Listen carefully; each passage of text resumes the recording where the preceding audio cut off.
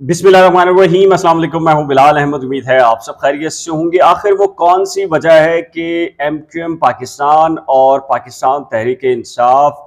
जो कि बल्दियाती इंतखाबात को मौखर कराने के मामले पर एक पेज पे थे, उनको नाकामी का सामना करना पड़ा और सिंध हाई कोर्ट ने उनकी दरखास्तों को मुस्तरद कर दिया। हालांकि एक तवील अरसे के बाद MQM के रहनुमा बैरिस्टर फरोग नसीम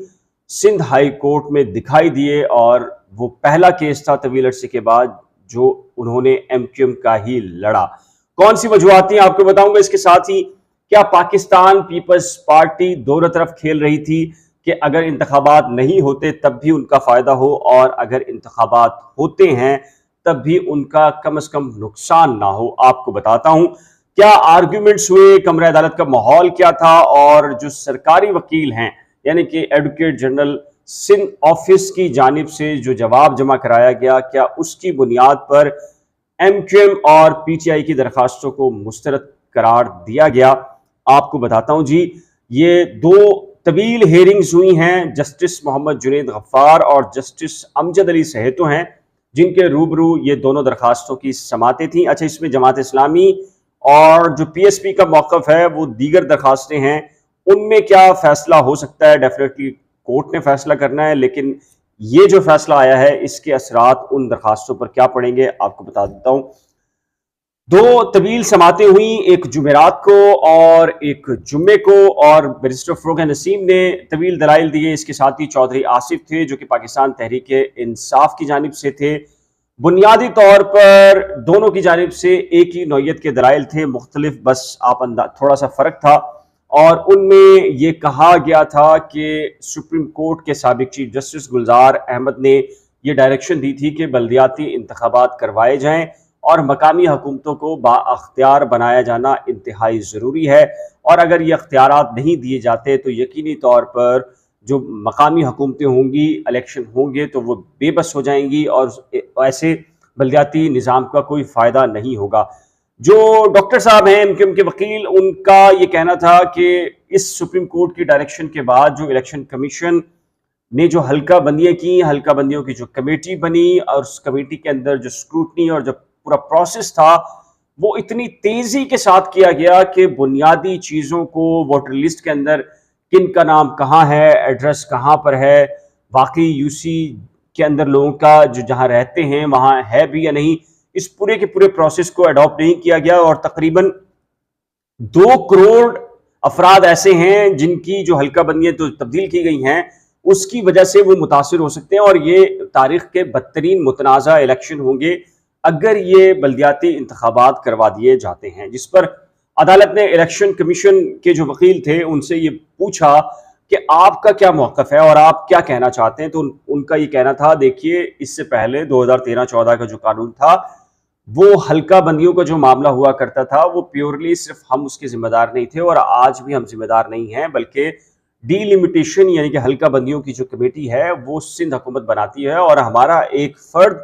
बतौर मेंबर उस कमेटी का हिस्सा होता है। और ये तमाम तर जो प्रोसीजर को अडॉप्ट किया गया, उसके नोटिफिकेशंस हैं, इस सब के अंदर सिंध हुकूमत बुनियादी तौर पर एक अहम फरीक थी और वो तमाम तर मुशावरत का हिस्सा थी, जिसकी वजह से इलेक्शन कमीशन का सारे के सारा जो प्रोसेस हुआ है और उनका कोई कसूर नहीं है, उनकी कोई गलती नहीं है। जिम्मेदार अगर कोई है तो डेफिनेटली इलेक्शन कराने का, इनेकाद का मामला इलेक्शन कमीशन का है, लेकिन जितना भी प्रोसेस है उसके अंदर सिंध हुकूमत का कलीदी किरदार है। अब आते हैं कि जी सिंध हुकूमत के वकील ने क्या कहा। जो एडिशनल एडवोकेट जनरल साहब थे, जब कोर्ट ने उनसे पूछा कि आप बताएं आपका क्या मौक़िफ़ है, तो वो मौक़िफ़ ऐसा था जिसकी वजह से पूरी की पूरी जो गेम है वो पलट गई और ये दरखास्तें मुस्तरद हो गई। उसकी बुनियादी वजह यह है कि सरकारी वकील इससे पहले ये कहते हैं कि जी हम इसकी भरपूर मुखालफत करते हैं, तमाम तर पॉलिटिकल पार्टी जो स्टेक होल्डर्स हैं वो एक पेज के ऊपर हैं, उन्होंने अपनी जो बॉल है वो कोर्ट रूम के अंदर या कोर्ट के सामने फेंकने की कोशिश कर दी, बल्कि फेंकी भी, और ये कहा कि देखें जी एक असेंबली के अंदर ये बहस हुई थी, उस पर सिलेक्ट कमेटी बनाई गई, सिलेक्ट कमेटी में तमाम पॉलिटिकल पार्टीज की नुमाइंदगी थी। सिलेक्ट कमेटी ने तजवीज़ दिया कि जब तक सुप्रीम कोर्ट की डायरेक्शन के मुताबिक मकामी हुकूमतों کو بااختیار بنانے کے لیے مناسب قانون سازی نہیں ہو جاتی اس وقت تک کے لیے یہ انتخابات مؤخر کر دیے جائیں۔ اب سندھ حکومت نے کیا فیصلہ کیا ہے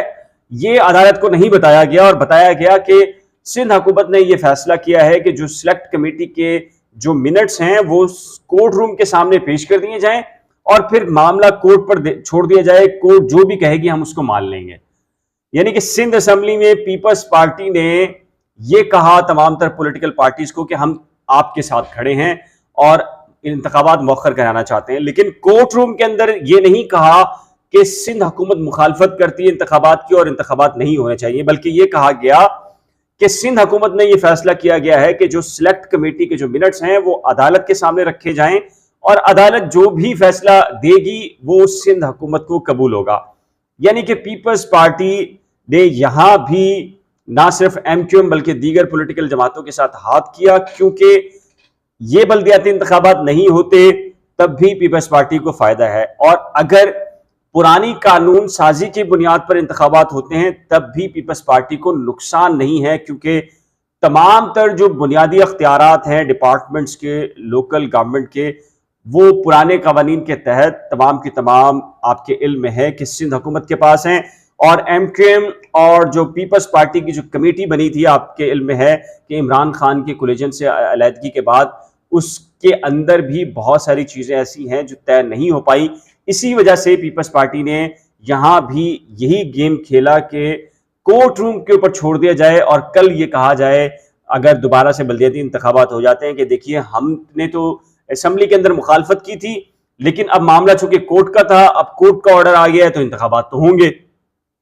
اب انتخابات ہوں گے۔ اچھا، اب ایم کیو ایم نے کہا ہے کہ وہ اس آرڈر کو چیلنج کریں گے سپریم کورٹ میں، لیکن سپریم کورٹ میں جب تک تفصیلی فیصلہ آئے گا، اس کی کاپی ملے گی اور اس کے لیے پٹیشن دائر ہوگی، اس سے پہلے یعنی کہ 26 جون یعنی کہ 2 دن کے بعد، 1 دن کے بعد یہ انتخابات کا انعقاد ہو جانا ہے پہلے مرحلے کا۔ اور ڈیفینیٹلی ایسا نہیں ہوگا کہ پہلے مرحلے کا انتخابات ہو جائے اس کے بعد چیلنج ہو اور دوسرا مرحلہ صرف چیلنج ہوگا، ایسا تو ہوگا نہیں۔ ہوگا یہ کہ پہلا مرحلہ بھی چیلنج ہوگا اور دوسرا مرحلہ بھی چیلنج ہوگا۔ اب یہ دیکھنا ہے کہ یہ جو 26 جون کو جو انتخابات ہوتے ہیں اس کے اندر عملی طور کے اوپر کیا ہوتا ہے، ریزلٹ کیا ملتا ہے، جس کی بنیاد کے اوپر جو سپریم کورٹ جانے کا فیصلہ ایم کیو ایم کرے گی یا پی ٹی آئی کرے گی یا دیگر جماعتیں کرتی ہیں تو وہ کیا سٹانس ہے۔ اچھا جی، کل جماعت اسلامی کی جانب سے یہ کہا گیا کہ ہم بلدیاتی انتخابات کو کروانا چاہتے ہیں، اور جو معاملہ ہے سندھ ہائی کورٹ کے اندر ان کی بھی ایک درخواست ہے، لیکن ان کی وہ درخواست دراصل مقامی حکومتوں کو بااختیار بنانے کے لیے ہے، نہ کہ انتخابات کو ملتوی کرانے کے لیے۔ اس میں طارق منصور ایڈوکیٹ ایم کیو ایم کی طرف سے ہیں، وہ الگ سے درخواست ہے، اس کی سماعت بھی غالباً اب کچھ ہفتے کے بعد مقرر ہے۔ دیکھنا یہ کہ اب اس میں کیا ہوتا ہے، کیا جو دوسرا مرحلہ یعنی کہ شہری سندھ ہے جس میں کراچی شامل ہے، اس کی جو بلدیاتی انتخابات ہیں اس سے پہلے اس کی ہیئرنگ ہوگی یا نہیں ہوگی۔ آپ کی اس سلسلے میں کیا رائے ہے؟ اپنی قیمتی رائے کا اظہار نیچے دیے گئے کمنٹ سیکشن میں ضرور تحریر کیجیے گا۔ ایک نئے ولاگ کے ساتھ جلد ملیں گے، لیکن اس سے پہلے ریکویسٹ ہے کہ اگر آپ نے میرے یوٹیوب چینل کو ابھی تک سبسکرائب نہیں کیا تو براہ کرم سبسکرائب، ویڈیو کو شیئر، لائک اور بیل آئیکن کو لازم پریس کیجیے گا۔ اللہ حافظ۔